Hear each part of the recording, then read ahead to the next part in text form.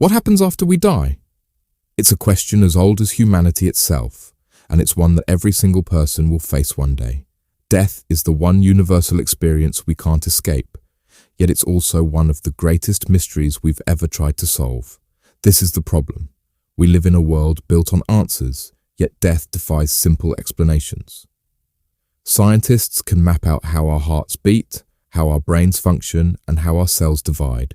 But when it comes to what happens after death, the facts become less certain. Religious traditions have offered answers for thousands of years. Philosophers have debated it endlessly. Some people believe in life after death. Others believe death is simply the end. The truth is, we don't know. But that uncertainty only makes the question more important. Now let's go deeper. When we die, our bodies stop working. That much we know. Medically, death is defined as the irreversible cessation of all vital functions. No heartbeat, no breathing, and no brain activity. This is the moment doctors call the time of death. But does the end of the body mean the end of everything? Scientists have been studying what happens in those final moments, and the findings are surprising. In 2017, a team at the University of Western Ontario discovered something remarkable. Even after clinical death, some patients showed bursts of brain activity for minutes, in some cases up to 10 minutes. Other studies have shown that certain genes in the body continue to function for hours, even days, after death. This doesn't mean consciousness survives, but it does show that death isn't as instant or as simple as we think. This is where the agitation begins. Because if death isn't simple, then maybe it isn't final either. Or maybe it is, and that's even harder to accept. Consider the accounts of near-death experiences. People who have been revived after cardiac arrest often report vivid experiences, seeing bright lights, meeting loved ones, or feeling as though they were floating above their bodies. Researchers at New York University's Langone Medical Center studied hundreds of cardiac arrest survivors and found that about 10 to 20% reported these types of experiences. Skeptics argue that these are simply the brain's final electrical impulses producing hallucinations as oxygen levels drop, but believers see them as evidence of life beyond the body. And this is where belief steps in.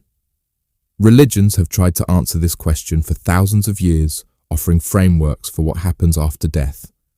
In Christianity, the soul faces judgment and enters heaven or hell. In Hinduism and Buddhism, death is a transition in the cycle of rebirth, shaped by karma. In Islam, the soul enters the afterlife, where it is rewarded or punished. These beliefs bring comfort, but they also bring questions. What about people who don't follow any religion? What about those who don't believe in a soul at all? Scientists, for their part, often focus on consciousness. Neuroscientists know that our sense of self is linked to the activity of neurons in the brain. When the brain shuts down, the self seems to disappear, but some researchers wonder if consciousness might be more than just the brain, something like a fundamental property of the universe, much like space and time. Dr. Stuart Hameroff, an anesthesiologist, and physicist Sir Roger Penrose have proposed a controversial theory called OR, Orchestrated Objective Reduction. They suggest that consciousness arises from quantum processes inside brain cells and that these processes might persist after death. It's an idea at the intersection of physics and neuroscience, though it remains speculative and unproven. Then there are people who believe in no afterlife at all. For them, death is the end, full stop.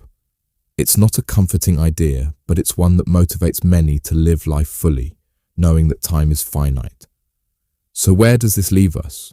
This is the solution, or at least the path forward. The truth is, nobody can tell you exactly what happens after death. But that uncertainty can be a source of strength rather than fear.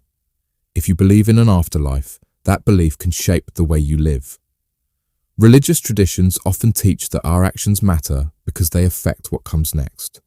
This gives life a sense of purpose. If you believe death is the end, that belief can also guide you.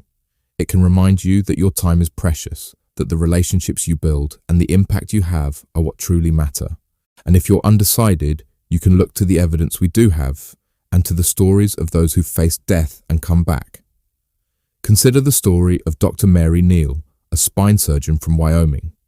In 1999, she nearly drowned in a kayaking accident in Chile. Trapped underwater for more than 15 minutes, she was eventually pulled out and revived. During that time, she reported feeling as though she was in a place of peace, greeted by beings she could not describe. Her story is one of thousands like it, and while skeptics may dismiss them, they remain powerful for those who experience them. Or consider the story of George Rodonaya, a neuroscientist from the Soviet Union. After being declared dead for 3 days following a car accident, he suddenly revived during his own autopsy.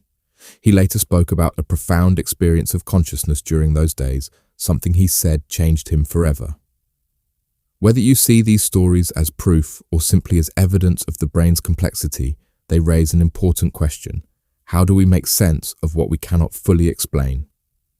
The solution is not to dismiss the question, but to sit with it.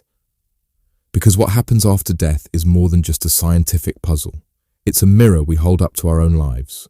Ask yourself, if you knew exactly what happened after death, would it change how you live today? If you believe in an afterlife, does that belief make you more forgiving, more grateful, more willing to help others? If you believe life ends at death, does that make you more determined to make your time count? One of the most powerful case studies of this is Viktor Frankl, the Austrian psychiatrist and Holocaust survivor. In his book, Man's Search for Meaning, he wrote about how prisoners in concentration camps who believed their lives had meaning, whether through faith, love, or a sense of duty, were more likely to survive than those who felt life was meaningless. Frankl's point wasn't about religion, it was about purpose.